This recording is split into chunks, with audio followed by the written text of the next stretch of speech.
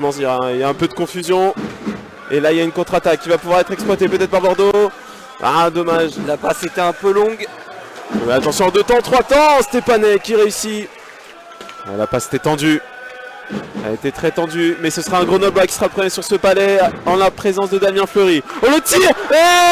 Non. Avec le tir de Kyle Hardy. Oh, il était bien dévié par un patin adverse. Sacha Trey, Damien Fleury. Avec le tir de Kyle. Et voilà, cette fois ce but de la part de Sacha Trey qui vient ouvrir le score à Pôle Sud. 5 minutes 30 à faire dans cette première période. Et Grenoble qui passe devant après avoir été déjà alerté il y a quelques secondes par Nicolas Deschamps. Il vient craquer là le portier des Boxers. Ouais, la ouverture du score logique de la part de Grenoble qui a... C'est compliqué ce début de premier tiers-temps pour Bordeaux. Acculé dans sa zone défensive et là il y a une belle espace. Et ça fait 2 buts à 0 sur ce but d'Abel Koudry. On les sentait acculés les Bordelais. Dans le début de ce second tiers-temps, ils ont fini par craquer malheureusement pour eux. Et une Bordeaux nouvelle fois, était là, Grenoble était là, pardon. Une nouvelle fois, la fenêtre de tir était parfaite. Koudry avait son angle bien préparé. La défense bordelaise a laissé un... Moisan, oui, il va se faire bien prendre chargé là, ouais, par derrière. Et attention, et ils sont trois, les Grenoblois devant la cage.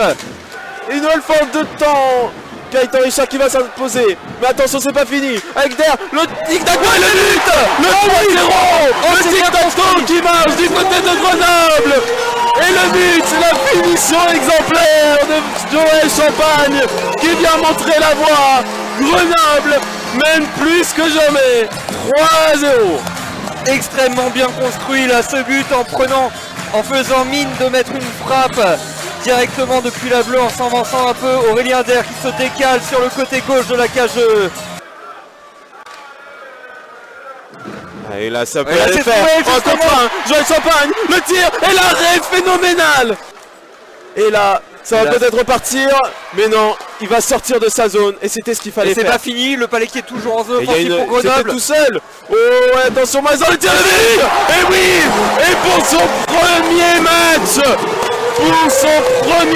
en Ligue Magnus, un nouveau jeune pousse vient inscrire son nom à la lignée de Grenoble. Bienvenue à la maison et félicitations. Grenoble mène 4-0. Tartari qui allait pour la suite de cette seconde période. A voir, mais en attendant, c'est Grenoble qui est à l'attaque avec Dylan Favre. Le tir de but. Oh, le one-man show. Quel but tué, Dylan Favre qui a fait le tour de la zone offensive et qui allait se faire justice tout seul. Juste après avoir tué la supériorité numérique. Grenoble qui fait voir le calice jusqu'à Lali. 5-0. C'est à quelques centimètres d'avoir une très belle reprise. Le tir, et le but.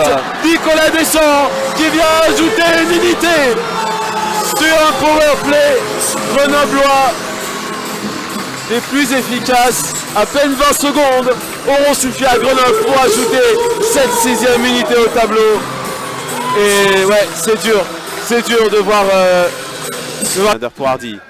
Hardy pour Deschamps. Allez, il fait mijoter Deschamps pour Hardy. Hardy, le tir d'Hardy et le but. Oh, il était bon celui-là. Oh, et pour clouer cette soirée en beauté, il fallait un tir victorieux de Kyle Hardy à la pointe.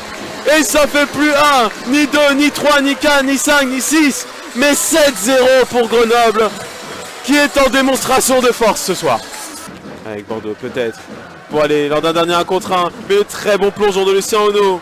Avec Maxime Azor, il a vu le tir. Oh, et l'arrêt de Stepanek pour aller garder le blanchissage. Qui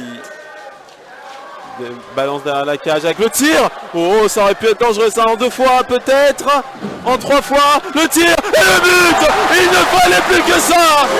Le but d'Abel Koudry. On le disait que les phases de jeu pouvaient être intéressantes.